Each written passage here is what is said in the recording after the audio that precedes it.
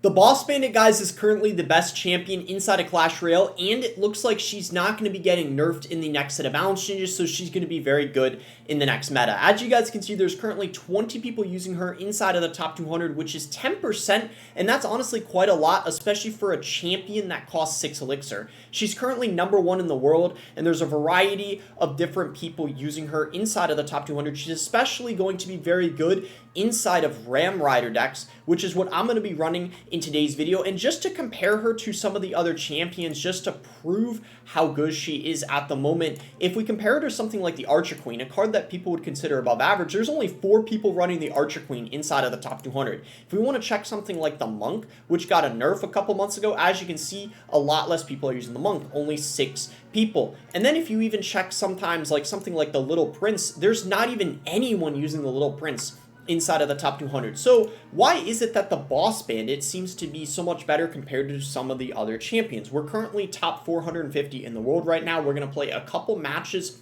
with the Boss Bandit and see how it fares for us today. I just think, in my opinion, her ability is so solid, and even though they tried to give her a rework to tone down how good her ability was, it has proven to be not very successful, in my opinion. And there's a lot of people, I'm personally not someone that necessarily thinks she needs a nerf. I actually think they made the right approach. In my opinion, them buffing the Little Prince as well as the Goblinstein, I think that's a good way to balance out the champions, in my opinion, because I don't necessarily think the Boss Bandit needed a nerf. Although that's up to debate. I feel like that's pretty subjective.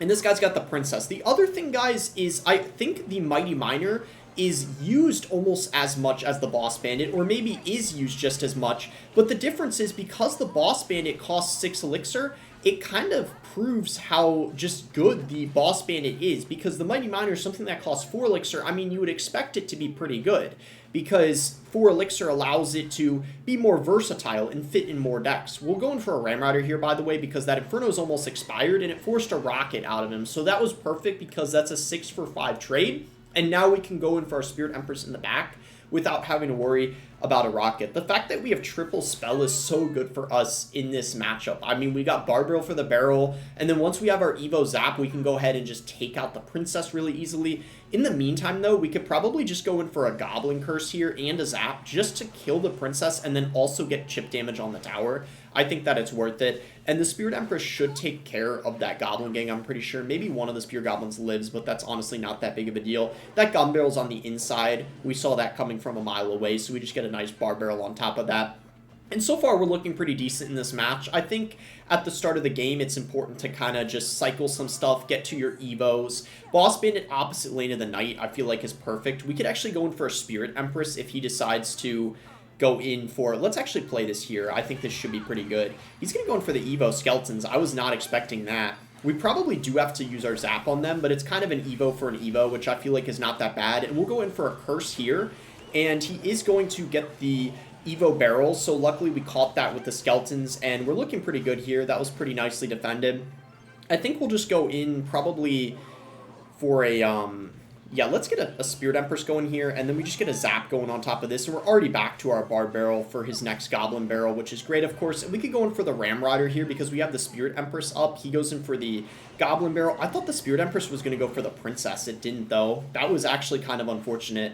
I thought because of how long her range is, she was going to be able to reach, but sadly that was not the case. We got to watch out here for this Princess. Luckily, we got the Boss Bandit down, so he's going to have a pretty hard time protecting. As you can see, I actually think he tried to do it with the Knight, but he kind of messed it up. We can go in for a Curse here, and then let's actually wait to Zap, because that way we hit the Inferno. We got to watch out for these Evo Skeletons, but we get this down, so I think we're fine, and then we just go in for a Bar Barrel here. This guy's actually defending very well. I got to give credit where it's due, but we're going to send in a Ram Rider in the opposite lane, because now he's got to deal with the Furnace as well as the Ram Rider, and a Rocket comes out from him, and yeah, he's spending a lot of elixir. I feel like he's kind of having a rough time right now. Let's go for Skeletons here, and then let's get a Boss Bandit down just for the 3-card cycle, and kind of see what he wants to do. He's going to go in for a Princess in the back, which is completely fine with me. I'd say let's just cycle a Furnace in the other lane, and, ooh, okay, hold up. I kind of messed up a little bit, but he didn't get much damage, so it's actually not that big of a deal. We can just go in for a Gob Curse here, go in for the ability,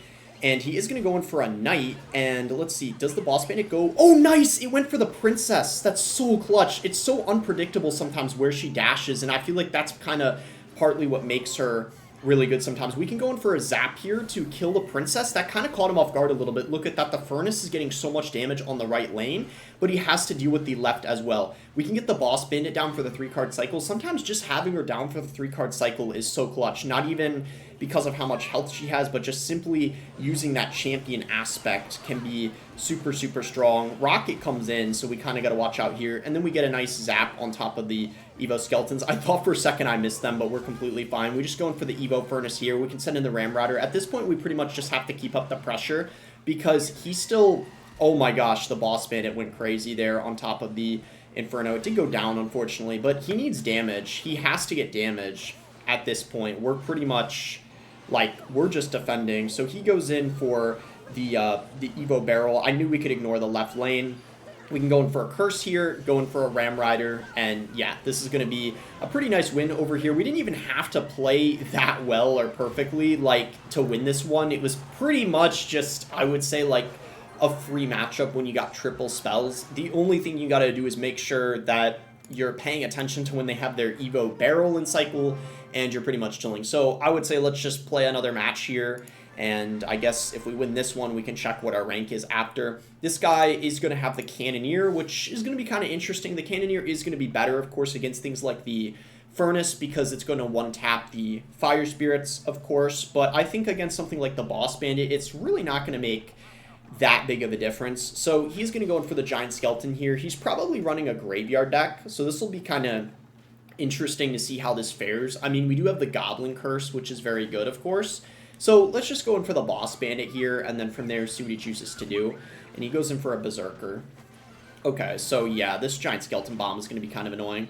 We could actually send the Boss Bandit backwards, so that way she doesn't end up, yeah, getting hit by the bomb. That was honestly pretty good for us. Nice little ability.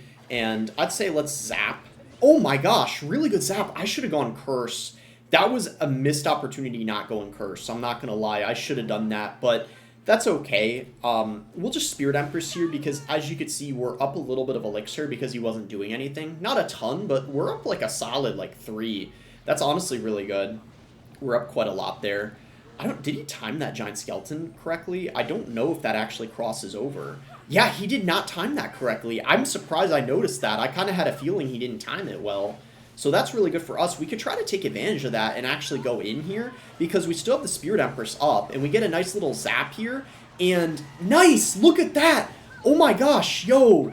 That might win us the whole match. Like, actually, okay, he goes in for... We could actually go in for the ground Spirit Empress here. Hopefully it gets in front of the Furnace. I don't know if it will. Okay, it barely does. And yeah, as a result, look at this. Berserker comes out from him. The ground Spirit Empress kind of clutching up for us. Look at that bar barrel. And if he basically loses his tower here, he's pretty much cooked, I would say. We could just Evo Zap. That's going to kill the Furnace because it's in the Curse.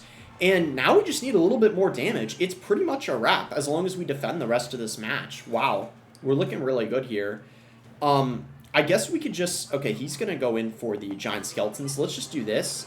We can go in for the Evo Furnace.